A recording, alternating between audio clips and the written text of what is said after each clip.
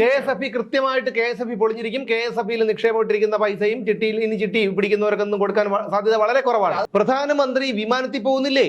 പിന്നെ മുഖ്യമന്ത്രിക്ക് എന്ന് പറഞ്ഞു കഴിഞ്ഞാൽ അത് വില കൊടുത്ത് വാങ്ങാനുള്ളൊരു പാങ്ങില്ല, അതുകൊണ്ട് വാടക എടുത്തു. അപ്പം അത്ര ബോധമേ ഉള്ളൂ ഈ അന്തംഗമ്പികളുടെ തലയിലൊക്കെ അടിച്ച് കയറ്റി വെച്ചേക്കുന്നത്. ഇനി SFIയുടെ അന്വേഷണമല്ല, ഇനി പറഞ്ഞ കണക്ക് ഇന്റർപോളിന്റെ അന്വേഷണം വന്നു കഴിഞ്ഞാൽ ഒരു ചുക്ക് നടക്കാൻ പോകുന്നില്ല. കാരണം ഇത് ആളാരാണ്? പിണറായി വിജയൻ. സംരക്ഷിക്കുന്ന ആരാണ്? BJP. ഈ പഴയ ആ പാട്ട് ഒരു അർത്ഥവത്തായത്, മാവേലി നാടുവാണിയിടും കാലം മനുഷ്യരെല്ലാവരും ഒന്നുപോലെ അല്ലേ? കാരണം എനിക്ക് തോന്നുന്നു ഇദ്ദേഹത്തിനെയാണ് അന്ന് ഉദ്ദേശിച്ചത്. 30 വയസ്സായ മുതുക്കൻ 2 വധശ്രമ കേസിലെ പ്രതിയായിട്ട് ഇവിടെ HFI നേതാവായിട്ട് നടക്കണം. നമസ്കാരം. വളരെ സന്തോഷകരമായിട്ടുള്ള ഒരു വാർത്തയുണ്ട്. ചരിത്രത്തിൽ ആദ്യമായി സർക്കാർ ജീവനക്കാർക്ക് ശമ്പളം മുടങ്ങിയിരിക്കുകയാണ്. വളരെ സന്തോഷകരം എന്ന് പറയാൻ കാരണമുണ്ട്. കാരണം ഏകദേശം എൻ്റെ അറിവിൽ 5 ലക്ഷത്തോളം സർക്കാർ ജീവനക്കാർ കേരളത്തിലുണ്ട്, നമ്മുടെ സംസ്ഥാനത്തുണ്ട്. അപ്പോൾ ഇവരൊക്കെ പലപ്പോഴും ഈ ഒരു പാർട്ടിയെ അല്ലെങ്കിൽ പിണറായി വിജയന്റെ സർക്കാരിനെ ഭയന്ന് നിൽക്കുന്നവരുമുണ്ട്, അല്ലാതെ ഈ കമ്മിത്തരം തലച്ചോറിനെ ബാധിച്ച് നിൽക്കുന്നവരുമുണ്ട്. അങ്ങനെ നിന്നവരാണ് അവരൊക്കെ. ഇന്ന് ചരിത്രത്തിൽ ആദ്യമായി ശമ്പളം മുടങ്ങിയിരിക്കുകയാണ്. കാരണം 2ാം ദിവസമായ ഇന്ന് ആരോഗ്യ വകുപ്പിലെയും വിദ്യാഭ്യാസ വകുപ്പിലെയും ജീവനക്കാർക്കാണ് ശമ്പളം കിട്ടേണ്ടിയിരുന്നത്. അത് കിട്ടിയിട്ടില്ല ഇന്ന്. പക്ഷേ കൃത്യമായി കാരണഭൂതത്തിനും കൂട്ടുഭൂതങ്ങൾക്കും കിട്ടിയിട്ടുണ്ട്. കാരണഭൂതത്തിനും ഭൂതഗണങ്ങൾക്കും ശമ്പളം കൃത്യമായി 1-ാം തീയതി തന്നെ ഭൂതഗണങ്ങൾക്കും കാരണഭൂതത്തിനും ശമ്പളം കിട്ടിയിട്ടുണ്ട്. അതുപോലെ IAS IPS ഉദ്യോഗസ്ഥർക്കും ശമ്പളം കിട്ടിയിട്ടില്ല. അതിൽ അവർ അതൃപ്തി രേഖപ്പെടുത്തിക്കൊണ്ട് മേലധികാരികൾക്കൊക്കെ ബോധിപ്പിച്ചിട്ടുണ്ട്. അപ്പൊ ഇപ്പോഴും വാലവാലൻ എന്ന് പറയുന്നത്, വാലഗോപാലിന്റെ പറച്ചിൽ എന്ന് പറഞ്ഞു കഴിഞ്ഞാൽ ഇപ്പോൾ മാധ്യമങ്ങളുടെ മുന്നിൽ എന്ന് പറയുന്നത് ഇത് സാങ്കേതികമായ ഒരു തടസ്സം മാത്രമാണ്, ഇത് നമ്മൾ മറ്റന്നാൾ കൊടുക്കും എന്നൊക്കെയുള്ള എന്ന രീതിയിലാണ് പറയുന്നത്. പിന്നെ കേരളത്തിൽ ആയിരിക്കും, മറ്റന്നാൾ കൊടുക്കുമായിരിക്കാം. കാരണം എങ്ങനെയെങ്കിലും പണം കൊണ്ടുവന്ന് ഇപ്പൊ പണം വന്നിട്ടുണ്ട് അക്കൗണ്ടിൽ, പക്ഷേ അത് മാറിയെടുക്കാൻ പറ്റുന്നില്ല. അല്ല, ഇത് അവിടെയാണ് ഏറ്റവും പറയുന്നത്. അല്ല, അവിടെയാണ് ഏറ്റവും വലിയ ഇവർ കള്ളന്മാരാണല്ലോ. അപ്പൊ ഈ പറയുന്നത് ഇവരുടെ അക്കൗണ്ടിലേക്ക് കാശ് വന്നിട്ടുണ്ട്, എന്നിട്ട് അത് മരവിപ്പിച്ചിരിക്കുകയാണ്. അതായത് ഫലത്തിൽ അക്കൗണ്ടിലേക്ക് ക്യാഷ് വന്നതായിട്ട് കാണിക്കും, എന്നാൽ പിൻവലിക്കാനും പറ്റില്ല. അതാണ് ഇവരുടെ ഒരു കള്ളത്തരം എന്ന് പറഞ്ഞു കഴിഞ്ഞാൽ, സൂപ്പർ പറ്റിപ്പ്.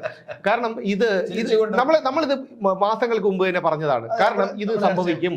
സർക്കാർ ഉദ്യോഗസ്ഥരുടെ ശമ്പളം മുടങ്ങും, സർക്കാർ ഉദ്യോഗസ്ഥർ തെരുവിലിറങ്ങും. ഒരു കാര്യം നിങ്ങൾ ആലോചിക്കണം, മുഖ്യമന്ത്രിയുടെ മന്ത്രിമാരുടെ എന്തെങ്കിലും കാര്യത്തിൽ എന്തെങ്കിലും കുറവുണ്ടായിട്ടുണ്ടോ? ഒരു കുറവുണ്ടായിട്ടില്ല, ഉണ്ടാകുകയില്ല. മരപ്പട്ടി എടുക്കുന്നു എന്ന് പറഞ്ഞിട്ട് അതിന് 49,50,000 രൂപ കണ്ട മരപ്പട്ടി മൂത്രം ഒഴിക്കുന്നു എന്ന് പറഞ്ഞിട്ട് പിന്നെ മരപ്പട്ടിക്കും ഈ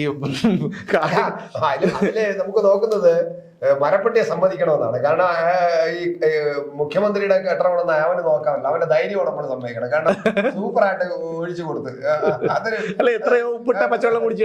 സത്യം പറഞ്ഞാൽ ചിലപ്പോഴൊക്കെ നമുക്കൊന്ന് മരപ്പട്ടി കുറച്ചു നേരത്തേക്ക് മരപ്പട്ടി ആകാൻ കഴിഞ്ഞെങ്കിൽ നിനക്ക് ചിലപ്പോൾ പലരും വിചാരിച്ചാണ്. കാരണം ഒന്നുമില്ലെങ്കിലും മോളിൽ കയറി മൂത്രം ഒഴിച്ചു കൊടുക്കാൻ. ഇതൊക്കെ എനിക്ക് തോന്നുന്നത് എന്തറിയാമോ? എനിക്ക് തോന്നുന്നത് ഇത് വെറും അടവെന്നാണ്. കാരണം രാജ്ഭവനിലും മറ്റു മന്ത്രിമന്ദിരങ്ങളിലൊക്കെ ചിലപ്പോൾ ശരിയായിരിക്കാം, പക്ഷെ ക്ലിപ്പ് ഹൗസിൽ അത് ഒരിക്കലും ചക്രവർത്തി ഒരിക്കലും ഇത്തരം ഒരു സാഹചര്യത്തിൽ കിടക്കില്ല. ഞാൻ അങ്ങനെ കരുതുന്നില്ല. മരപ്പട്ടിയൊക്കെ എപ്പോഴും വെടിവെച്ച് തകർത്തിട്ടുണ്ടാവും. മരപ്പട്ടിയൊന്നും അവിടെയൊന്നും എനിക്ക് ക്ലിപ്പ് ഹൗസിലെന്നല്ല ചേട്ടാ, ക്ലിപ്പ് ഹൗസിന്റെ ആ പരിസരത്ത് നന്ദൻകോട് ആ ഭാഗത്ത് ഓരോരുത്തും ഇയാളെ പേടിച്ച് മരപ്പട്ടി വരുമെന്ന് എനിക്ക് തോന്നുന്നില്ല. പിന്നെ ഈ പറയുന്ന മറ്റ് മന്ത്രിമന്ദിരങ്ങളിൽ ഇതിൽ ഈ സർക്കാർ അധികാരത്തിൽ വന്നതിന് ശേഷം എത്രയോ തവണ മന്ത്രിമന്ദിരങ്ങൾ പുതുക്കി പണിഞ്ഞു, അറ്റകുറ്റപ്പണികൾ ചെയ്തു. പിന്നെ എന്തിനാ മരപ്പട്ടി?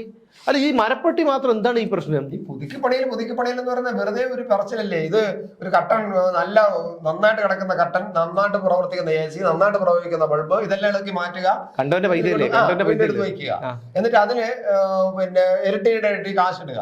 ഇതാണ് പുതുക്കി പണിയിൽ എന്ന് പറയുന്നത്. അല്ലാതെ വേറെ പുതുക്കി പണിയിലൊന്നുമില്ല. ഇത് കാശടിച്ച് വരാം, എന്നിട്ട് ഭംഗിയായിട്ട് പ്രവർത്തിക്കുന്ന AC അല്ലേ, യാതൊരു തകരാറിലുള്ള AC അല്ലേ, പുതുകൊണ്ട് വയ്ക്കും, പഴയതിനെ എടുത്തോണ്ട് പോകും, എന്നിട്ട് അതിനെ കണ്ടം വിലയ്ക്കാണ് കൊടുക്കുന്നത്. അവർക്കറിയാം വേറെ കൊടുക്കാൻ. അപ്പൊ ഇതിലെല്ലാം കമ്മീഷൻ.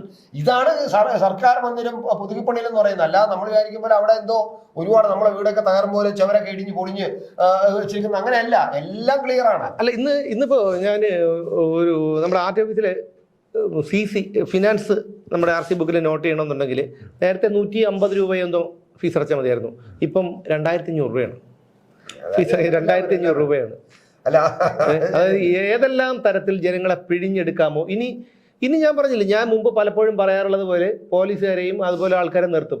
മുണ്ടെടുത്തോണ്ട് വരണേ പാൻറ് ഇട്ടുകൊണ്ട് വരണേ, പാൻറ് ഇട്ടുകൊണ്ടേ പാൻറ് ഊരി നോക്കും, മുണ്ടെടുത്തോണ്ട് വരണേ മുണ്ട് നോക്കി നോക്കും, അടിയിൽ അടിവസ്ത്രം ഇട്ടിട്ടുണ്ടെങ്കിൽ ആഡംബര നികുതി. പോലീസുകാര് അങ്ങനെ ചെയ്യണ്ടേ? അവർക്ക് ശമ്പളം ഇല്ലല്ലോ. ശമ്പളം ഇനിയിപ്പോ 4-ാം തീയതി തിങ്കളാഴ്ച എന്തോ ശമ്പളം കിട്ടുമെന്നാണ് പറയുന്നത്. പക്ഷെ അന്നും സാങ്കേതിക പ്രശ്നം വരും. തിങ്കളാഴ്ച കൊണ്ടും ഈ സാങ്കേതിക പ്രശ്നം തീരാൻ പോകുന്നില്ല. എന്നാ കൊടുക്കും, ഒരാഴ്ച എങ്കിലും എടുക്കാതെ ഇനി സർക്കാർ ജീവനക്കാർ ശമ്പളം എല്ലാവർക്കും പൂർണ്ണമായിട്ട് കിട്ടുമോ തോന്നില്ല. അത് തന്നെ സംശയമാണ് എത്രമാത്രം കിട്ടുമെന്ന്. കാരണം അതിനനുസരിച്ച് സാങ്കേതിക പ്രശ്നങ്ങളുണ്ട്. കാരണം പിന്നെ ബാങ്കിൽ പൈസ പിൻവലിക്കുന്നതിനൊക്കെ ഒരു ചില മാനദണ്ഡങ്ങൾ, ചില രീതികളൊക്കെ ഉണ്ട്. അത് ട്രഷറിയിൽ എങ്ങനെ ഇപ്പൊ പറഞ്ഞു, ട്രഷറിയിൽ എങ്ങനെയെന്നറിയോ? ട്രഷറിയിൽ എല്ലാ പൊതുമേഖലാ സ്ഥാപനങ്ങളും പറഞ്ഞാൽ നിങ്ങളുടെ നീക്കിയിരിപ്പും നിങ്ങളുടെ ലാഭവും പെട്ടെന്ന് കൊണ്ട് സർട്ടിഫിക്കറ്റാ പറഞ്ഞിരിക്കുക. ട്രഷറിയിൽ പണം വന്നു എന്നുള്ളതിന്റെ അത് കാണിക്കാൻ പറ്റില്ല. എന്നാൽ മാത്രമേ ബാങ്കിൽ നിന്ന് പൈസ പിൻവലിക്കാനൊക്കെ പറ്റും.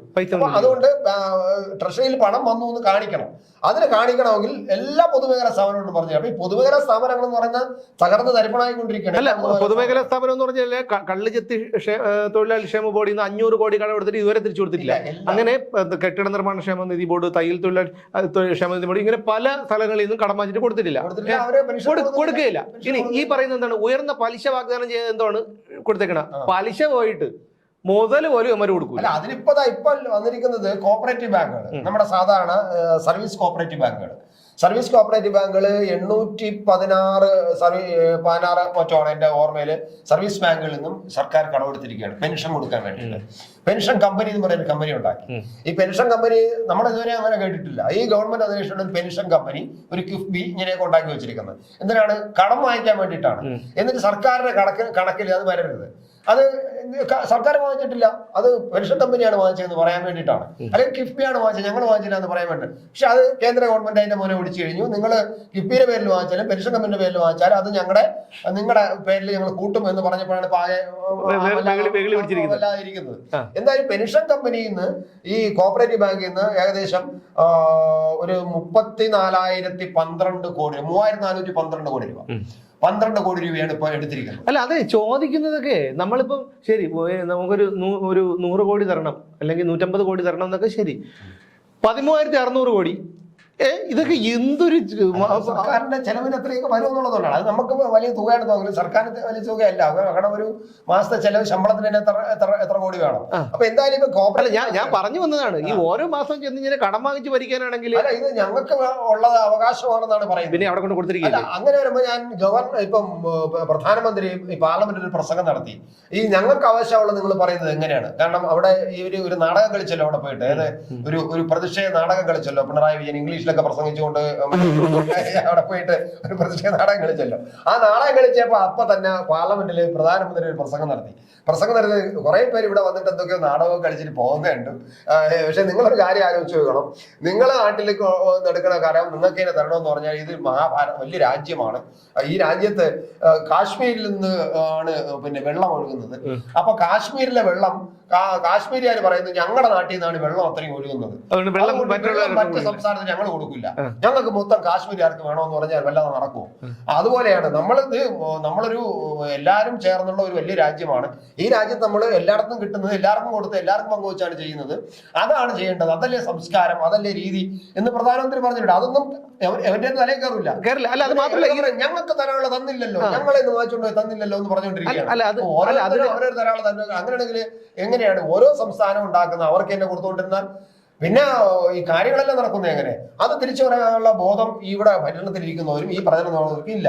എന്നാലും ഞാൻ പറഞ്ഞത് കോപ്പറേറ്റീവ് ബാങ്കിന്റെ പൂട്ടാൻ പോകുന്നത്. കാരണം എല്ലാ കോപ്പറേറ്റീവ് ബാങ്കിലും ഇപ്പം സുമേഷ് ഒരു കോപ്പറേറ്റീവ് ബാങ്ക് കൊണ്ടുവന്ന് നാട്ടിലൊരു കോപ്പറേറ്റീവ് ബാങ്ക് അപേക്ഷ കൊടുത്തു വയ്ക്കുകയാണ്, എനിക്കൊരു ലോൺ വേണമെന്ന് പറഞ്ഞാൽ കാർഷിക ലോൺ എന്ന് പറഞ്ഞാൽ 4% പലിശയ്ക്ക് തരുന്ന നബാർഡിന്റെ കാശ് വാങ്ങിച്ചിട്ട്, അവരുടെ കാശുമല്ല നബാർഡിന്റെ കാശ് വാങ്ങിച്ചിട്ട് നമുക്ക് തരുന്ന ഒരു കാർഷിക ലോണുണ്ട്. ആ കാർഷിക ലോൺ വേണമെന്ന് പറഞ്ഞ് കൊണ്ടുപോകും. അല്ലെങ്കിൽ വേണ്ട, പലിശ കൂടിയ പിന്നെ ഏകദേശം 8-12% പലിശയുള്ള വലിയ ലോണ് ചോദിക്കുകയാണ്.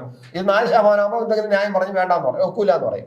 12% 15% പലിശയുള്ള ഇല്ല, പൈസ ഇല്ല, കോപ്പറേറ്റീവ് ബാങ്കിന്റെ കാശില്ല. ഇനിയിപ്പോ പറ്റാൻ പോകുന്നത് അറിയാമോ? KSFE നിക്ഷേപങ്ങൾ കൂടെ എടുക്കും. KSFE കൃത്യമായിട്ട് KSFE പൊളിഞ്ഞിരിക്കും. KSFEയിൽ നിക്ഷേപമിട്ടിരിക്കുന്ന പൈസയും ചിട്ടിയിൽ ഇനി ചിട്ടി പിടിക്കുന്നവർക്കൊന്നും കൊടുക്കാൻ സാധ്യത വളരെ കുറവാണ്. കാരണം ഇയാൾ പറഞ്ഞു, ബാലൻ ഇന്നാൾ പ്രസംഗിച്ചോ പറഞ്ഞു, അവിടെ KSFE-കാരുടെ യോഗത്തിൽ സമ്മേളനത്തിൽ പങ്കെടുത്തുകൊണ്ട് അയാൾ അല്പം പറഞ്ഞു 25,000 കോടി രൂപയുടെ വെട്ടിപ്പ് ഇതിനകത്ത് നടന്നിരിക്കുകയാണ്. KSFE-ക്കകത്ത് 25,000 കോടി രൂപയുടെ വെട്ടിപ്പ് നടന്നിരിക്കുകയാണ്. ഇപ്പൊ നടന്നിരിക്കുകയാണ്. ഇപ്പോഴല്ല, ഏകദേശം ഒരു വർഷത്തിൽ കൂടുതലായി.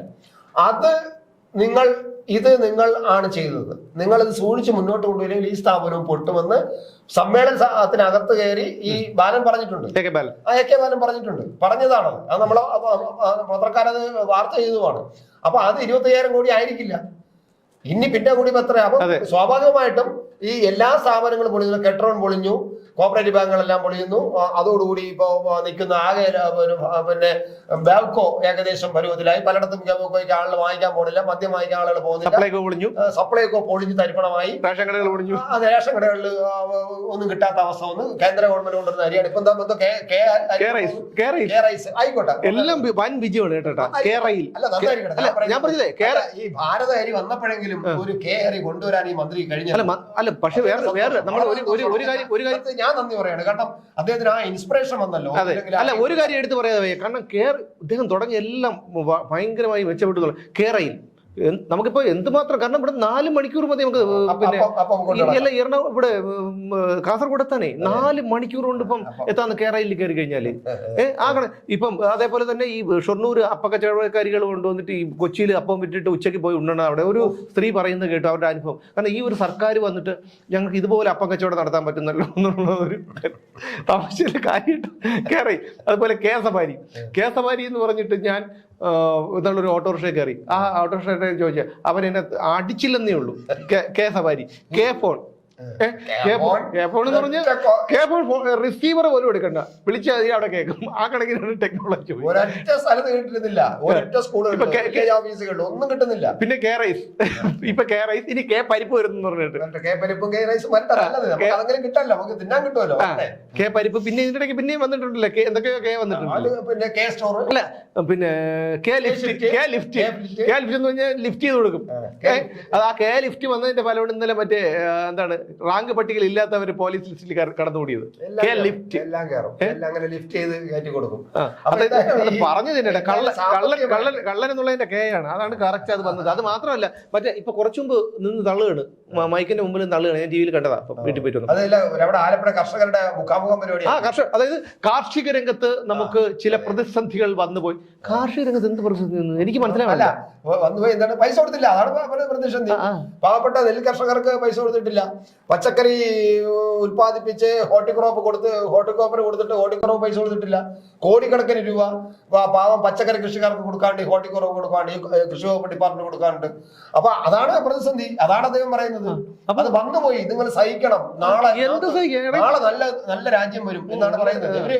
ഇവര് പണ്ട് വരെ ഇവരുടെ അടിസ്ഥാന പ്രത്യയശാസ്ത്രം തന്നെ നിങ്ങൾക്ക് ഒരു ചൂത സൂര്യനെ തരാന്ന് പറഞ്ഞു. അതെങ്ങനെയെന്ന് അറിയുമോ? പണ്ട് ഈ ഒരു ഹോജ കഥയുണ്ട്. ഈ ഹോജ ഭയങ്കര ബുദ്ധിമാനാണല്ലോ. ഈ ഹോജയുടെ കഴുത നടക്കുന്നില്ല, എത്ര അടിച്ചാലും നടക്കില്ല, കാരണം അടിക്കുന്നതിന് പരിധിയില്ലേ. അപ്പൊ ഹോജ എന്ത് ചെയ്യും? ഒരു വടി എടുത്തിട്ട് ആ വടിയുടെ അറ്റത്തൊരു പുല്ല് കെട്ടി, എന്നിട്ട് ഇതിന്റെ മുകളിൽ കയറി ഇരുന്നിട്ട് പുല്ല് ഇങ്ങനെ നീട്ടി കൊടുക്കും. അപ്പൊ എന്ത് ചെയ്യും? ഈ പുല്ല് കടിക്കാനായിട്ട് കഴുത പോകും. അതുപോലെയാണ് ഈ മണ്ടന്മാരെ വിശ്വസിച്ചുകൊണ്ടിരിക്കുന്ന ചില ജനങ്ങൾ. ഞങ്ങൾ മെനഞ്ഞാന്ന് പുഞ്ചക്കരിയിൽ പോയി. പുഞ്ചക്കരിയിൽ ഒരു ചെറിയൊരു ഷൂട്ട് ഉണ്ടായിരുന്നു. അവിടെ ചെന്നപ്പോൾ അവിടെ ഒരു പെട്ടിക്കട ഉണ്ടു. അപ്പോൾ ഞാൻ അവിടെ ഇരുന്ന ഒരാളെടുത്ത് ഈ ലോകായുക്തയുടെ ബില്ലിൽ രാഷ്ട്രപതി ഒപ്പിടുന്നതിനെ കുറിച്ച് ചോദിച്ചു. ഇന്നലെ ഞങ്ങളത് കാണിച്ചിരുന്നു. അപ്പോൾ പുള്ളി അതിനെക്കുറിച്ച് ആധികാരികമായി പറഞ്ഞു. അപ്പോൾ ആ കടക്കാരനോട് ചോദിച്ചു. കടക്കാരനോട് ഒരു വയസ്സായ ഒരാളാണ്, അദ്ദേഹത്തിനോട് ചോദിച്ചു ഈ ലോകായുക്ത ബില്ല്. ഞാൻ പത്രം വായിക്കാറില്ല. അപ്പം ഞാൻ പറഞ്ഞു ശരി, ഓക്കെ, പത്രം വായിക്കില്ലായിരിക്കും, വയസ്സായാളല്ലേ, ചിലപ്പോൾ പുള്ളി. ഞാനിപ്പോൾ ക്ഷേമ പെൻഷൻ കിട്ടുന്നുണ്ടോ? കേന്ദ്ര സർക്കാർ കൊടുക്കണ്ടേ? കൊടുത്താലല്ലേ തരാൻ പറ്റുള്ളൂ. കടം ചോദിച്ചിട്ട് കൊടുക്കുന്നില്ല, മൊത്തം ഞെരുക്കി വെച്ചൊക്കെയല്ലേ. അപ്പം ഞാൻ പറഞ്ഞു, അപ്പം ഞാൻ അന്തം വിട്ടു. കാരണം എന്ന് വെച്ചാൽ അപ്പം ഞാൻ കിട്ടും. അപ്പം അതിന് പരാതിയൊന്നുമില്ലേ? ഒരു പരാതിയില്ല. നമ്മുടെ ഇപ്പോൾ കേരള സർക്കാർ ഈ ധൂർത്ത് ഇവർ നടത്തുന്ന ധൂർത്തോ എന്ത് ധൂർത്ത് കിടന്നാണ് നിങ്ങൾ ഈ പറയുന്നത്? ഞങ്ങളുടെ അല്ല, ഈ 80 ലക്ഷം രൂപ കൊടുത്ത് മാസവാടക കൊടുത്തൊരു ഹെലികോപ്റ്റർ കൊണ്ട് വിട്ടേക്കുന്നല്ലോ. നിങ്ങൾ എന്താ ഈ പറയുന്നത്? പ്രധാനമന്ത്രി വിമാനത്തിൽ പോകുന്നില്ലേ? പിന്നെ മുഖ്യമന്ത്രിക്ക് എന്ന് പറഞ്ഞു കഴിഞ്ഞാൽ അത് വില കൊടുത്ത് വാങ്ങാനുള്ളൊരു പാങ്ങില്ല, അതുകൊണ്ട് വാടക എടുത്തു. അപ്പം അത്ര ബോധമേ ഉള്ളൂ. ഈ അന്തംഗമ്പികളുടെ തലയിലൊക്കെ അടിച്ച് കയറ്റി വെച്ചേക്കുന്നതേ. അതായത് ചിന്താശേഷി ഇല്ല എന്നുള്ളതാണ്. അല്ല, അവരാണ് ഈ അത്തരക്കാരാണ് ഇത് നിർത്തുന്നത്. കാരണം എവിടെ ചെന്നാലും ബൂത്തിനകത്ത് കയറുമ്പോൾ അരിവാളാണെന്ന് കുത്തിപ്പോണ ഒരു ടീമുണ്ടല്ലോ. അത് ഈ CPM-ന്റെ ഏറ്റവും വലിയ ശക്തിയും അതിനെയാണ് അവര് അതാണ് അരിവാൾ രോഗം എന്ന് പറയുന്നത്. അല്ല, അത് അങ്ങനെ അതിനെ രോഗം എന്ന് പറയാം. കാരണം ചെന്ന് കയറുമ്പോൾ അത് കണ്ടാൽ കുത്തണം എന്നാണ്. ഇവര് കുത്തും, കൃത്യമായിട്ടും കുത്തും. അതുകൊണ്ടാണ് അത് ഇവരുടെ ഒരു വീക്ക്നെസ്സും കൂടെയാണ്.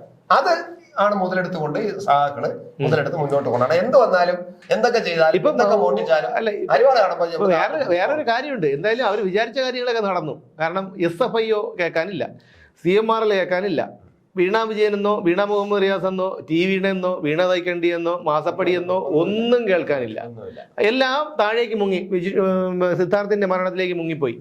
അപ്പൊ അതുകൊണ്ട് അതൊന്നും ഒരു കുട്ടിയെ കാണാത്തത് അതിന്റെ മറവിലായിരുന്നു. അതിന്റെ മറവിലാണ് കുറെ കാര്യങ്ങൾ നടന്നത്.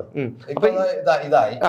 അപ്പൊ ഇതൊക്കെ നടക്കുന്നത് കൊണ്ട് അവരുടെ കാര്യങ്ങളൊക്കെ നടന്നു. പിന്നെ ഇനി SFIയുടെ അന്വേഷണമല്ല, ഇനി പറഞ്ഞ കണക്ക് ഇന്റർപോളിന്റെ അന്വേഷണം വന്നു കഴിഞ്ഞാൽ ഒരു ചുക്ക് നടക്കാൻ പോകുന്നില്ല. കാരണം ഇത് ആളാരാണ്? പിണറായി വിജയൻ. സംരക്ഷിക്കുന്ന ആരാണ്? BJP. അപ്പൊ അതുകൊണ്ട് ഒന്നും നടക്കാനൊന്നും പോകുന്നില്ല. അങ്ങനെയാണെങ്കിൽ അതിനെക്കുറിച്ച് പറഞ്ഞു, അത് നമുക്ക് വേറൊരു വിഷയത്തിലേക്ക് ചർച്ച ചെയ്യാം. എന്തായാലും നമ്മുടെ പക്ഷെ ഇപ്പോഴാണ് ചേട്ടാ ഈ പഴയ ആ പാട്ട് ഒരു അർത്ഥവത്തായത്. മാവേലി നാടുവാണീടും കാലം മനുഷ്യരെല്ലാരും ഒന്നുപോലെ അല്ലേ? കാരണം എനിക്ക് തോന്നുന്നു ഇദ്ദേഹത്തിനെയാണ് അന്ന് ഉദ്ദേശിച്ചത്.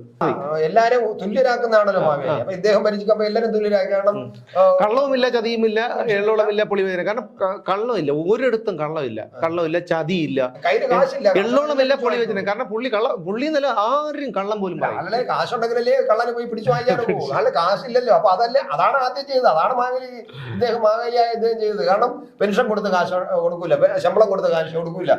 അങ്ങനെ ആളെ കാശില്ലാതാക്കുക. അപ്പൊ കള്ളനില്ല, കള്ളനിവിടെ എന്ത് ചെയ്യാക്കും? പൈസ ഉണ്ടെങ്കിലേ മോട്ടിക്കാനും. എന്തായാലും ഈ ശമ്പളം കിട്ടാതെ വരുമ്പോൾ ഈ മാസം എങ്ങനെയെങ്കിലും ഒക്കെ ചവിട്ടി പിടിച്ച് ഇനിയിപ്പോ ഒരാഴ്ച താമസിച്ചാലോ അല്ലെങ്കിൽ ഒരാഴ്ചക്കുള്ളിൽ കൊടുത്തു എന്ന് വരാം. അടുത്ത മാസം ശമ്പളം കൊടുക്കണ്ടേ? 30 അടിക്കുമ്പോഴത്തേക്കും കലണ്ടറിൽ 30 അങ്ങ് അറിയുമ്പോഴത്തേക്കും ശമ്പളം കൊടുക്കേണ്ടി വരും. സംഭവിക്കും. സർക്കാർ ഈ കോവിഡ് വന്നപ്പോൾ ഇവിടെ ഏറ്റവും അധികം ജീവിച്ചത് സർക്കാർ ജീവനക്കാരും രാഷ്ട്രീയക്കാരുമാണ്. ബാക്കി എല്ലാവരും ഇവിടെ കിടന്ന് കഷ്ടപ്പെട്ടു. അല്ല, സർക്കാർ ജീവനക്കാരും എല്ലാവരും അവരൊക്കെ കഷ്ടപ്പെട്ടവർ കുറെ. പിന്നെ കൃത്യമായിട്ട് കാശ് കിട്ടിക്കൊണ്ടിരുന്നു. കാശ് പിടിച്ചു കൃത്യമായി ശമ്പളം, സാലറി ചലഞ്ച് എന്നും പറഞ്ഞ് ആദ്യത്തെ അത് കൊടുത്തില്ലല്ലോ. എവിടെ കൊടുക്കുക? ഇത് ഈ സർക്കാർ പറയുന്നത് കൊടുക്കും എവിടെ ഇട്ട് കൊടുക്കാം, എങ്ങനെ കൊടുക്കാം? അന്ന് ഐസക് പറയുന്ന സ്റ്റൈല് കാണുമ്പോൾ മനസ്സിലാക്കണ്ടേ? കൊടുക്കൂല. അത് ഞങ്ങൾ തിരിച്ചു അങ്ങനെ തരുമ്പോൾ ഇങ്ങനെ കൊടുക്കും എന്നൊക്കെ പറയും. നമുക്കറിയാം ഐസക് പറയുന്നത് കൊടുക്കൂല. ഇപ്പൊ ആലപ്പുഴ അല്ല പത്തനംതിട്ട ചെന്ന് കുറെ എന്തോ തള്ളാൻ പോയിരിക്കുകയാണ്. കാണാം നമുക്ക് എങ്ങനെ ഇരിക്കുന്നത്. അല്ല, അവിടെ വെച്ചിരിക്കുന്ന ഫ്ലക്സ് ബോർഡ് ഉണ്ട്, കേന്ദ്ര ധനമന്ത്രിയാകാൻ യോഗ്യതയുള്ള. സന്തോഷം. നമ്മുടെ രാജ്യം രക്ഷപ്പെടുമല്ലോ. കാരണം 65 രൂപയ്ക്ക് ചിക്കൻ കൊടുക്കാന്ന് പറഞ്ഞിട്ട് ഇന്നിപ്പോ 63 രൂപയേ ഉള്ളൂ കേട്ടോ. അതിപ്പോഴും ഇത്രയും നല്ലൊരു നാളെ വീണ്ടും വില കുറയുന്നുണ്ട്. ഞായറാഴ്ച 62 കണ്ടാവുന്നു. അപ്പൊ എന്തായാലും നല്ലതാണ്. അങ്ങനെ കേന്ദ്ര ധനമന്ത്രി ആവട്ടെ, രാജ്യം നന്നാവുമല്ലോ. രാജ്യം നന്നാവും. അല്ല, എന്തായാലും ഈ ഒരു പോക്കെന്ന് പറഞ്ഞു കഴിഞ്ഞാൽ ഈ സർക്കാർ ഉദ്യോഗസ്ഥർ പണിമുടക്കി കഴിഞ്ഞാൽ പിന്നെ സർക്കാർ ഇല്ല. എന്ത് ചെയ്യാൻ പറ്റും? പോലീസുകാർക്ക് ശമ്പളം ഇല്ല. അല്ല, NGO-കാര് എതിർത്തിട്ടുണ്ടല്ലോ. അല്ല, NGO-കാര് ഞാൻ ചോദിച്ചോട്ടെ, ശമ്പളം കിട്ടാതെ വരുമ്പോഴത്തേക്ക് NGO മറ്റൊന്ന് ഈ കക്കൂസ് കുറ്റിച്ചൂലുണ്ട്, എല്ലാ ഓഫീസിലും കക്കൂസുണ്ട്, കക്കൂസ് കുറ്റിച്ചൂലുണ്ട്. ഇതെടുത്ത ആൾക്കാരടിക്കും. കഴിഞ്ഞ മാസം ഇവര് NGO യൂണിയൻകാര് പിന്നെ ദേശാഭിമാനിക്ക് വേണ്ടിയിട്ട് കാശ് പിരിച്ചിട്ട് നിൽക്കുന്നേ ഉള്ളവര്. ഇതാ അടുത്ത വരാൻ പോകുന്നത് ഈ ഒരു ദിവസത്തെ ശമ്പളം കൊടുക്കാൻ നിർദ്ദേശം കൊടുത്തിരിക്കുകയാണ്. ജീവനക്കാരെ കൊടുക്കണമെന്ന് നിർബന്ധമാണ്. അപ്പൊ NGO യൂണിയനിൽ അംഗമുള്ളവരും അല്ലാത്തവരും ഒരു ദിവസം ശമ്പളം കൊടുത്തു കൊള്ളണം. അതിപ്പം കർശനമായി വന്നിരിക്കുകയാണ്. അല്ല, ഞാൻ ചോദിക്കുന്നതല്ല, അതല്ല, ശമ്പളം കിട്ടുന്നില്ല. ഈ അവര് കുറച്ചൊക്കെ ഇവന്മാരെ പേടിക്കും, ട്രാൻസ്ഫർ കിട്ടും, അത് കിട്ടും, ഇത് കിട്ടും എന്നൊക്കെ പറഞ്ഞ്. മൂന്നാമത് ഈ ശമ്പളം അങ്ങോട്ട് മുടക്കുമ്പോഴത്തേക്കും ഇവർക്കൊക്കെ ലോണുകളൊക്കെ കാണും. ഇത് ആരും വാങ്ങിച്ച് വീട്ടിൽ കൊണ്ടുവയ്ക്കുന്നതല്ലോ. ഇപ്പൊ KM എബ്രഹാമിനോ VP ജോയിക്കോ ഒക്കെ ആണെങ്കിൽ കുഴപ്പമില്ല, ലക്ഷങ്ങൾ പെൻഷനും ശമ്പളവും ഉണ്ട്, അവർക്ക് വേറെ ബാധ്യതകളോ ഒന്നുമില്ല. മറ്റ് സാധാരണക്കാരായ ക്ലാസ് 4 ജീവനക്കാരും അതുപോലുള്ള മറ്റ് ഇടത്തരം സർക്കാർ ജീവനക്കാരൊക്കെ ഉണ്ടല്ലോ. അവരൊക്കെ കൃത്യമായിട്ട് എന്താണ്, അവരൊരു ജോലി കിട്ടുമ്പം അത് കണക്കാക്കിയിട്ട് വേണം അവരൊരു ഹൗസിംഗ് ലോൺ എടുക്കുന്നത്, അല്ലെങ്കിൽ ഒരു വെഹിക്കിൾ ലോൺ എടുക്കുന്നത്, അവരുടെ മക്കളെ പഠിപ്പിക്കുന്നത്. ഇതൊക്കെ അവർക്ക് ഇത് കിട്ടിയാലേ നടക്കൂ. ഇത് വന്നില്ലെങ്കിൽ അവർ സിബിലിലോട്ട് കയറും. സർക്കാർ സിബിലിലോട്ട് കയറും. സിബിലിലോട്ട് കയറി കഴിഞ്ഞാൽ പിന്നെ ഇവർക്ക് ഇവരുടെ അരാജകത്വം നാട്ടിൽ സംഭവിക്കാൻ പോണത് അരാജകത്വം. അല്ലല്ല ജനങ്ങൾ എനിക്ക് തോന്നുന്നത് ഇപ്പൊ ഈ മാസം ശമ്പളം പിടിച്ചതിൽ എനിക്ക് ചെറിയൊരു സംശയമുണ്ട്. നമ്മൾ ആവശ്യമില്ലാതെ ഈ ദോഷേക ദൃക്കാണോ എന്നറിയില്ല. പക്ഷെ ശമ്പളം പിടിച്ചതിൽ കാര്യമുണ്ട്. കാരണം ശമ്പളം പിടിച്ച് ഇവരെ പ്രതിസന്ധിയിലാക്കിയിട്ട് ഇനി ഒരു മാസത്തെ ഒരു ദിവസം ശമ്പളം പിടിക്കാനൊക്കെ ഇലക്ഷന് വേണ്ടിയിട്ട്. അപ്പൊ ഒന്ന് പിടിച്ചു നിർത്തിയിട്ട് അങ്ങനെ വിരട്ടിയിട്ട് നിങ്ങൾക്ക് തരാനുള്ളത് ഒരു 5 ദിവസം പിടിച്ചു വെച്ചിട്ട് കൊടുക്കുമ്പോഴല്ലേ ഇപ്പം പെൻഷൻ കൊടുക്കുന്നു, ഈ ക്ഷേമ പെൻഷൻ കൊടുക്കുന്നു. ഇനിയിപ്പോ തിരഞ്ഞെടുപ്പ് വരുമ്പോ 2 മാസത്തെ ഒരുമിച്ച് കൊടുക്കും. അപ്പൊ ആളുടെ കയ്യിൽ പണ്ട് കണ്ടിട്ടില്ലേ, ഒരു 3 മാസത്തെ 4 മാസം ഒരുമിച്ച് കൊണ്ടു കൊടുത്തിട്ട് ഇങ്ങനെ നോട്ട് വിരിച്ചു വെച്ചിട്ട് അമ്മച്ചി ചിരിച്ചുകൊണ്ടിരിക്കുന്ന പടം. ചേട്ടാ അതിനുള്ള കാര്യം, ക്ഷേമ പെൻഷനൊക്കെ പണ്ട് പോസ്റ്റ് ഓഫീസ് വഴിയാണ് കൊടുത്തിരുന്നത്. ഇപ്പൊ കൊടുക്കുന്നത് മറ്റേ കമ്പനി ബാങ്കുകൾ വഴിയാണ്. അതെ, കൊണ്ടു കൊടുത്തിട്ട് ഞാൻ എന്റെ അടുത്ത് ഒരാൾ വിളിച്ച് പറഞ്ഞതാണ്, അവരുടെ പപ്പടം വിൽക്കാൻ വരുന്ന ഒരു കാല് തളർന്നു പോയൊരു മനുഷ്യനുണ്ട്, ഭാര്യയില്ല. പുള്ളി ഇങ്ങനെ പപ്പടം, ഒരു കാല് തളർന്നു പോയ ഒരു മനുഷ്യൻ ഇഴഞ്ഞു പോകുന്നത് പോലെയാണ് ഈ പപ്പടം കൊണ്ട് നടന്ന് വീടുകൾ തോറും വിൽക്കുന്നത്. അത് എത്ര രൂപ കിട്ടും നമുക്ക് ഊഹിക്കാവുന്നതേ ഉള്ളൂ. ആ മനുഷ്യന്റെ പെൻഷൻ കൊടുത്തിട്ട് ഇവന്മാർ 200 രൂപ വെച്ച് വാങ്ങുന്നു. 200 രൂപ വെച്ച് ഇവന്മാർ പിടിച്ചെടുക്കും എന്നാ പറയുന്നത്. അത് കൃത്യമാണ്, അത് ഇവര് കൃത്യമാണ് ചോദിച്ചു വാങ്ങിക്കും. എന്നിട്ട് മരിച്ചാൽ കൊടുക്കൂലല്ലോ, മരിച്ചാൽ വെളി അറിയിക്കില്ലല്ലോ, ആ പെൻഷൻ വാങ്ങിക്കും. വാങ്ങിച്ചിട്ട് ഇവന്മാരങ്ങ് എടുക്കും. മരിച്ചുപോയ പെൻഷൻ കൊടുക്കേണ്ടതാണല്ലോ. ആ 2, 3, 4 മാസം ഒന്നും ഇവര് വെളിയിൽ അറിയിക്കില്ല. പെൻഷൻ ഇവരിൽ വന്നോണ്ടിരിക്കും.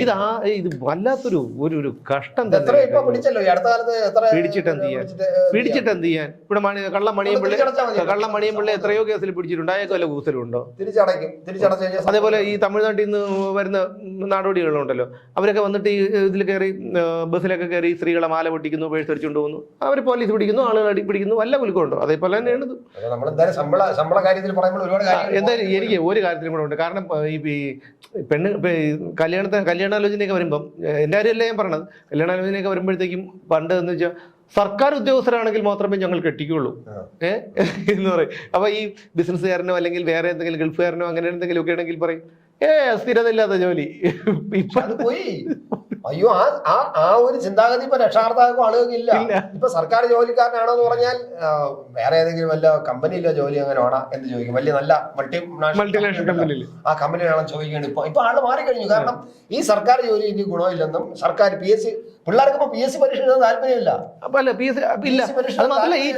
എന്തിനെഴുതുന്നു എന്നാണ് ചോദിക്കുന്നത്. എഴുതിയിട്ട് അവിടെ ചെന്നാണ് സെക്രട്ടറി ഉപചേർന്ന് തിന്നാനാണോ എഴുതാനാണോ എന്നാണ് പിള്ളേർ ചോദിക്കുന്നത്. അതുകൊണ്ട് എന്തിന് ഞങ്ങൾ എഴുതാൻ പോകണം? നമ്മളൊക്കെ പറയുമ്പോ പോയി എഴുതണേ എന്ന് പറയുന്നത് എന്തിനു എഴുതാൻ പോണേ? ഞങ്ങള് സെക്രട്ടറിനെ പോയി ഞാൻ 3 വർഷം കഴിഞ്ഞ് 5 വർഷം കഴിഞ്ഞ് സെക്രട്ടറി അവിടെ ചെന്നിട്ട് കാലിട്ട് എഴുതാനാണോ എന്നാണ് ചോദിക്കുന്നത്. മറുപടിയില്ല. കല്യാണത്തിന്റെ ബ്രോക്കർമാർ വരുമ്പോഴത്തേക്കും മോൾക്ക് പിന്നെ സർക്കാർ ഉദ്യോഗസ്ഥൻ മതി, ഒരു പിയൂണായാലും കുഴപ്പമില്ല. ചേട്ടാ അവൻ വെള്ളം അടിക്കും, ചേട്ടാ അത് കുഴപ്പമില്ല. അല്ലെ പിന്നെ ചേട്ടാ അവന് പ്രായം കുറച്ച് കൂടുതലാണ്, അതും കുഴപ്പമില്ല. എന്തായിരുന്നാലും സർക്കാർ ഉദ്യോഗം മതി. അപ്പം അതൊക്കെ ആലോചിക്കുമ്പോ ചിരി വരികയാണ് കേട്ടോ. അത് മാറി ഇനിയിപ്പോ ഈ 2 പ്രാവശ്യം കൂടെ ശമ്പളം മുടങ്ങുമ്പോഴേ പൂർണ്ണമായിട്ട് ഇപ്പൊ തന്നെ ആളുകൾ മാറിക്കഴിഞ്ഞു, പൂർണ്ണമായിട്ട് മാറിക്കോളും. സർക്കാർ ഉദ്യോഗം തന്നെ വേണമെന്നില്ല. അതിലെ പിള്ളേരുടെ മനസ്സുമാരെ ഞാൻ പറയുന്നത്. പിള്ളേരെ അതായത് ഇതേപോലെ കന്നം തിരിഞ്ഞ കുറെ എണ്ണത്തിനെ ഒഴിച്ചു നിർത്തിയാൽ കേരളത്തിലെ കുട്ടികൾ വളരെ മിടുക്കരാണ്. അവർ എത്രയോ പേര് നമ്മളെ KM ഷാജഹാൻ സാറിന്റെ മോന് 19 വയസ്സേ ഉള്ളൂ, 2ാമത്തെ മോന്. അവൻ ഇവിടെ നിന്ന് കാനഡയിൽ പോയി അവൻ സ്വന്തമായിട്ട് പഠിച്ച് അവിടെ സ്വന്തമായിട്ട് അവൻ പാർട്ട് ടൈം ജോലി ചെയ്തുകൊണ്ട് അവിടെ പഠിക്കുകയാണ്. അവനെ പോലുള്ള എത്രയോ കുട്ടികൾ, അവന് 19 വയസ്സേ ഉള്ളൂ എന്ന് ആലോചിക്കണം. ഈ 19, 20, 30 വയസ്സായ മുതുക്കൻ 2 പിന്നെ വധശ്രമ കേസിലെ പ്രതിയായിട്ട് ഇവിടെ HFI നേതാവായിട്ട് നടക്കുന്നു. അപ്പം പിള്ളേരെ കണ്ടോണ്ടിരിക്കണം. നമ്മൾ ഈ ചർച്ച ചെയ്യുന്നതല്ല, പിള്ളേരൊക്കെ അതെല്ലാം അറിയാം. പിള്ളേരെ കണ്ടോണ്ടിരിക്കുകയാണ്. അതുകൊണ്ട് അവർക്ക് ഈ രാജ്യത്തോട് തന്നെ വെറുപ്പ് തോന്നുന്നു, ഈ സംസ്ഥാനത്തോട് തന്നെ അവർക്ക് വെറുപ്പ് തോന്നുന്നത്. അതുകൊണ്ടാണ് എല്ലാവരും വിദേശത്ത് പോകുന്നത്. അതൊക്കെ ഞാൻ തന്നെ പറഞ്ഞില്ല, ഡിഗ്രിക്ക് പഠിക്കാൻ പോലും അവർ വെളിയിൽ പോകുന്നു പറഞ്ഞാൽ ആലോചിച്ച് നോക്കും. സാധാരണ ഇവിടെ ഇഷ്ടം പോലെ ആർട്സ് ആൻഡ് സയൻസ് കോളേജിൽ സീറ്റ് വെറുതെ വേക്കന്റ് ആയി കിടക്കുകയാണ്. ഒരുപാട് ആർട്സ് ആൻഡ് സയൻസ് ഇതുപോലുള്ള ക്രൂര കൃത്യങ്ങൾ അവിടെ ചെന്നിട്ട് എന്റെ മക്കളെ എങ്ങനെ പറഞ്ഞു വിടും? ഒരു ആർട്സ് ആൻഡ് സയൻസ് കോളേജിൽ ഈ സിദ്ധാർത്ഥ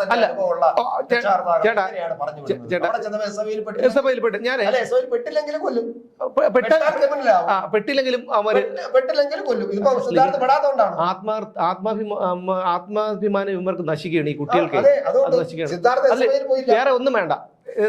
ഞാൻ ഞെട്ടിപ്പോയൊരു സംഭവമുണ്ട്. അതായത് നമ്മുടെ ഇവിടെ തിരുവനന്തപുരം സിറ്റിയിലുള്ള ഒരു ബാർ, ഈ ബാറിൽ ഞാൻ പോകാനിടയായ സമയത്ത് എൻ്റെ ചേട്ടാ ഓരോ സ്ഥലത്തും യൂണിഫോമിൽ +2 യൂണിഫോമിൽ പെൺകുട്ടികളും ആൺകുട്ടികളും വന്നിരിക്കുകയാണ്. വന്നിരുന്ന് ബിയർ കഴിക്കുന്നു, ആടി ആടി പോകുന്നു. യൂണിഫോമിലെന്ന് പറയുക ഒരു നെത്തോലിൽ എത്രയുള്ള ഈ +2 ഇതാണ്, അല്ലെങ്കിൽ ഈ ITI എന്തോ ആണെന്ന് തോന്നുന്നു. അപ്പൊ ഈ നെത്തോലിയുടെ അത്ര ഉണ്ട് ഒരു പെൺകുട്ടി വന്നിട്ട് പിന്നെ ഓരോന്നിനും. പക്ഷെ അവിടെ നടക്കുന്നത് എന്താണ്, ഡ്രഗ്സിന്റെ ഇടപാടോ എന്തോ ആണെന്നുള്ള കാര്യം സ്പഷ്ടമാണ്. നമ്മൾ പോയിട്ട് പറഞ്ഞു പോന്നു. പക്ഷെ ഈ പറയുന്ന കണക്ക് പിന്നെ ഇതിപ്പം പറയണത് നമ്മുടെ സ്വകാര്യതയാണ്, എന്നാൽ പോലും പറയേണ്ടി വന്നൊരു കാര്യം എന്ന് പറഞ്ഞാൽ ഞെട്ടിപ്പോയി. കാരണം ഏതോ ഒരു പാവപ്പെട്ട വീട്ടിലെ കുട്ടിയാണെന്നറിയാം, ഒരു കുട്ടി പാവപ്പെട്ട വീട്ടിലെ കുട്ടിയാണെന്നറിയാം.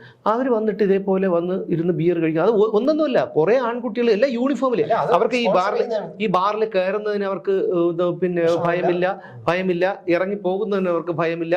പിന്നെ ഞാൻ വിളിക്കുന്നത് ഈ ബാറിന് ഈ പോലീസുകാരുടെ ഒത്താശയില്ലാതെ ഈ ബാറിന് അവിടെ ഈ ഇത്തരത്തിൽ പ്രവർത്തിക്കാൻ കഴിയില്ല. കാരണം വിശിഷ്ട മെഡൽ വാങ്ങിച്ച ഒരു CIയുടെ SHOയുടെ സർക്കിളിൽ വരുന്ന ഒരു ബാറാണ്. എന്ത് ചെയ്യാൻ പറ്റും?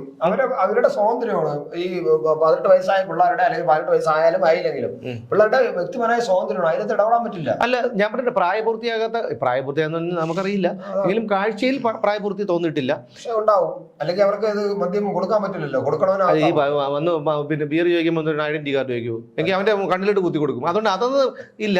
കാരണം ഇവർ വന്നിട്ടേ കുറെ എണ്ണം മാറിയിരുന്ന് പുകയ്ക്കുന്നു. കാരണം ആ ബാറിൽ മാത്രമേ ഞാനിത് കണ്ടിട്ടുള്ളൂ. എന്ന് വെച്ചാൽ ഞാൻ എല്ലാ ബാറിലും കയറുന്നില്ല, വല്ലപ്പോഴും ബിയർ കഴിക്കാൻ. വല്ലപ്പോഴും ഒരു ബിയർ കഴിക്കാൻ വേണ്ടി പോയിരുന്നില്ല. ഇപ്പൊ പിന്നെ അതിനും ഇല്ല. ഇപ്പൊ ഒരുപാട് ദിവസങ്ങളായി. അപ്പൊ എനിക്ക് മെനഞ്ഞ ഒരാളെ കാണണമായിരുന്നു. അപ്പൊ കാണാൻ വേണ്ടിയിട്ട് ഞാൻ ഇങ്ങനെ അവിടെ ഉണ്ടെന്ന് പറഞ്ഞ് ഞാൻ അങ്ങനെ കയറി പുള്ളിയെ കണ്ട് ഞാൻ സംസാരിച്ച ജസ്റ്റ് ഒരു 5 മിനിറ്റ് സംസാരിച്ചപ്പോഴത്തേക്കാണ് ഞാൻ ശ്രദ്ധിക്കുന്നത്. അപ്പോൾ ആള് പറഞ്ഞു, ഇത് കണ്ടില്ലേ എന്താണ് ഇവിടെ നടക്കുന്നതെന്ന് പറഞ്ഞിട്ട് അവർ ചോദിക്കുന്നു.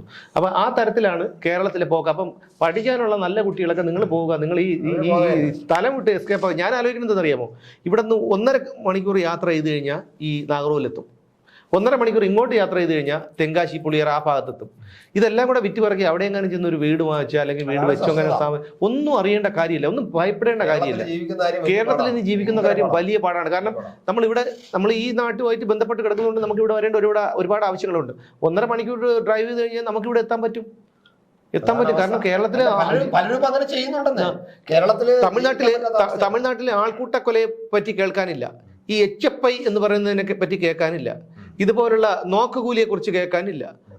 നമ്മൾ അവരെയാണ് ഈ പാണ്ടികളെന്നൊക്കെ വിളിച്ച് അധിക്ഷേപിക്കുന്നത്. നോക്കിയാണ് അവരെന്ത് അന്തസ്സായിട്ട് ജീവിക്കുന്നത്. ഇവിടുത്തെ ഓരോ ചായത്തട്ട് കടയിലൊക്കെ ചെന്ന് നോക്ക്, ചായ കച്ചവടമൊക്കെ നടത്തുന്നത് ഇവരാണ്. തമിഴ്നാട്ടിൽ സത്യം പറഞ്ഞ ഭയങ്കരമായിട്ട് ബഹുമാനം തോന്നിപ്പോകുന്നത്. ഞാൻ ഇനിയെങ്കിലും ജനിക്കണമെങ്കിൽ ഒന്ന് തമിഴ്നാട്ടിൽ ജനിച്ചാൽ മതി എന്നാണ് ആലോചിക്കുന്നത്. കാരണം ചേട്ടാ അധ്വാനിക്കുന്നതന്നെ, നമ്മൾ ജോലി ചെയ്ത എനിക്ക് ഒരു മടിയില്ല. ഇനിയിപ്പം ഈ മീൻ കച്ചവടം നടത്താനോ, ഇനിയിപ്പോൾ ഞാൻ ലോറി ഓടിച്ചിരുന്ന ആളാണ്, ഇത് ലോറി ഓടിക്കാനോ ടിപ്പർ ഓടിക്കാനോ ഇനിയിപ്പോൾ എന്ത് ജോലി മാന്യമായിട്ടുള്ളൊരു ജോലി ചെയ്യും എനിക്ക് ഈ നിമിഷവും മടിയില്ല. എന്തെന്നറിയാമോ, നമ്മളെ മക്കളെ അങ്ങനെ വളർത്തണം. ഇപ്പോഴെന്ന് പറഞ്ഞാൽ ഞാൻ പറഞ്ഞില്ലേ 130 കുട്ടികൾ ആ വയനാട്ടിൽ ഈ പൂക്കോട് ഈ സിദ്ധാർത്ഥിനെ ക്രൂരമായി മർദ്ദിക്കുന്നത് നോക്കി നിന്ന് എന്തുകൊണ്ടാണ്? ബ്രോയിലർ കോഴിയെ പോലെ ഈ കുട്ടികളെ വളർത്തിയതുകൊണ്ടാണ്. എന്നാ നാടൻ കോഴിയെ പോലെ, പണ്ടത്തെ കോഴിയെ പോലെ തുറന്നുവിട്ട് വളർത്തി ഇത് പറന്നെങ്കിലും രക്ഷപ്പെടും. ഇത് ബ്രോയിൽ പറക്കാറിഞ്ഞൂടാ. ഈ വെയിറ്റ് വെച്ചുകൊണ്ട് എവിടെ പറക്കും? ഇത് പറക്കാൻ പറ്റുമെന്ന് ചിറകിരിക്കണം എന്താണെന്ന് ആർക്കും അറിയില്ലല്ലോ. ചിറകിരിക്കുന്നത് എന്താണെന്ന് അറിഞ്ഞൂടാ. ചിറകിരിക്കണം അവരുടെ വിചാരം എന്ന് പറഞ്ഞു കഴിഞ്ഞാൽ ചിറക് ഇങ്ങനെ ആൾക്കാർ വാങ്ങാൻ വരുമ്പോഴത്തേക്കും ചിറകിൽ ഇങ്ങനെ കയറിട്ട് ഒരിക്കൽ ത്രാത്തിന് തൂക്കിടാനുള്ള സാധനമാണ് ഈ കോഴികളുടെ വിചാരം, ബ്രോയിലർ കോഴികളുടെ. അപ്പൊ അതേപോലെയാണ് ഈ കുട്ടികളുടെ കാര്യം. ഞാൻ പറഞ്ഞു വന്നതെന്ന് പറഞ്ഞാൽ നമ്മുടെ ഇന്ത്യയിലെ വളരെ വിഷമത്തോടു കൂടിയാണ് പറയുന്നത്, ഇന്ത്യയിലെ ഏറ്റവും മോശപ്പെട്ടൊരു സംസ്ഥാനമാണ് കേരളം. അതിന് ഇടത് വലത് രാഷ്ട്രീയക്കാരും ഈ BJPക്കാർ ഉൾപ്പെടെയുള്ള, BJPയും ഉണ്ട് അതിൻ്റെ കൂട്ടത്തിൽ, ഈ പറയുന്ന കുറേ ഇവിടുത്തെ ദേശീയ സംസ്ഥാന നേതൃത്വം ഉണ്ടല്ലോ, ഇവരുൾപ്പെടെയുള്ളവർ. അതിൽ ഏറ്റവും വലിയ പങ്കുള്ളത് ഈ പറയുന്ന CPM-നാണ്. ഇവരാണ് ഈ നാട് നശിപ്പിച്ചത്. ദൈവത്തിൻ്റെ സ്വന്തം നാട്, എന്ന് മനോഹരമായ ഗോഡ്സ് ഓൺ കൺട്രി, എന്ന് മനോഹരമായിട്ടുള്ള ഒരു വാചകമായിരുന്നത്. ഇന്ന് ചെകുത്താനെന്ന് പോലും പറയാൻ പറ്റില്ല. ചെകുത്താന് പിന്നെയും മാന്യതയുണ്ട്. ആ തരത്തിലേക്ക് നമ്മുടെ നാട് അധപ്പതിച്ചു കഴിഞ്ഞു. അത് തന്നെയാണ്, ദൈവത്തിന്റെ നാട്ടിൽ ചെകുത്താൻ ഭരിച്ചു.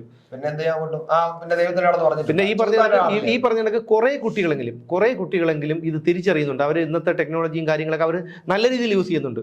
തുണ്ടുപടം കാണുന്നവരുണ്ട്, അത് വേറെ വശം. അതല്ല ഞാൻ കൂട്ടുന്നത്. അല്ലാതെ ഈ പറയുന്ന ഇത് ഏതൊക്കെ വിദ്യാഭ്യാസ സ്ഥാപനങ്ങളിൽ എവിടെ പോയാൽ പഠിക്കാം, ഏത് കോഴ്സ് ചെയ്തു കഴിഞ്ഞാൽ അവർക്ക് മുമ്പോട്ട് പോകാം, ജോലി സാധ്യതയുണ്ട്, ഇതൊക്കെ നോക്കുന്ന കുട്ടികളുണ്ട്. അതുകൊണ്ടാണല്ലോ ഈ കുട്ടികളൊക്കെ പിന്നെ കാനഡയിലും ഓസ്ട്രേലിയയിലും ഒക്കെ പഠിക്കാൻ പോകണം. എന്നിട്ടും മന്ത്രി ബിന്ദു പറഞ്ഞെന്ന് വെച്ചാൽ ഇവിടെ നിന്ന് പിന്നെ കുട്ടികൾ പുറത്തേക്ക് പഠിക്കാൻ പോകുന്ന ഇതിന്റെ ഒഴുക്ക് തടയുന്നു. എന്ത് പറയാനെന്ന് പറയട്ടാ. അപ്പൊ എന്തായിരുന്നാലും കേരളത്തിലെ കുട്ടികളോട് പറയാനുള്ളത് ഇതാണ്, നിങ്ങൾ ഇതിലൊന്നും ശ്രദ്ധിക്കരുത്. കാരണം ഞങ്ങളെ പോലുള്ളവർക്ക് 10-45 വയസ്സായി, ഇനിയിപ്പോൾ ഇവിടെ ജീവിച്ചേ പറ്റൂ. അതുകൊണ്ട് ഞങ്ങൾ ഇവിടെ ജീവിച്ചോളാം, നിങ്ങളൊക്കെ എങ്ങനെയെങ്കിലും പോയി നശിച്ച നാട്ടിൽ നിന്ന്, അങ്ങനെ പറയാൻ കഴിയുള്ളൂ. നമുക്ക് ജീവിക്കാൻ നല്ല നാടെന്ന് പറയാൻ പറ്റില്ല. നശിച്ച നാട്ടിൽ നിന്ന് നിങ്ങൾ എങ്ങോട്ടെങ്കിലും പോയി മറ്റേതെങ്കിലും രാജ്യത്ത് പോയി നിങ്ങൾ ജീവിക്കുക. പിന്നെ നമ്മുടെ പിന്നെ എന്താണ് മാതൃഭൂമി, നമ്മുടെ ഇന്ത്യ, നമ്മുടെ അതിനെക്കുറിച്ചൊരു ബോധം വേണം. പിന്നെ ഈ കേരളം ഇനി നന്നാവുമെന്ന് എനിക്കൊരു പ്രതീക്ഷയില്ല. കാരണം ബംഗാൾ നന്നായോ ഇപ്പോഴും, അതിനുശേഷം തൃണമൂൽ നന്നായില്ല. അപ്പോൾ അതിന്റെ കേരളം ഇനി നന്നാവും. നിങ്ങൾ ഇവിടെയൊക്കെ വിട്ട് പൊക്കോ, സ്റ്റാൻഡ് വിട്ട് പോയിട്ട് നിങ്ങൾ എവിടെയെങ്കിലും പോയി ഇതേപോലെ നല്ല ഒരു ഭാവിയോടുകൂടി നല്ല നല്ലൊരു പൗരനായി ജീവിക്കും, മനുഷ്യത്വമുള്ള അല്ലെങ്കിൽ അത്തരം ഒരു പൗരനായി ജീവിക്കുമെന്ന് മാത്രമേ പറയാനുള്ളൂ. പറഞ്ഞു വന്ന വിഷയം ഏതാണ്? സർക്കാർ ഇതിലൊക്കെ ശമ്പളം കിട്ടുന്നത്. വന്ന് നിൽക്കുന്നത് എവിടെയാണ്? കുട്ടികളെ ആസ്ട്രേലിയയിലോട്ട് അയക്കുന്നത്. എന്തായാലും നമുക്ക് വീണ്ടും കാണാം മറ്റൊരു വിഷയവുമായി നാളെ.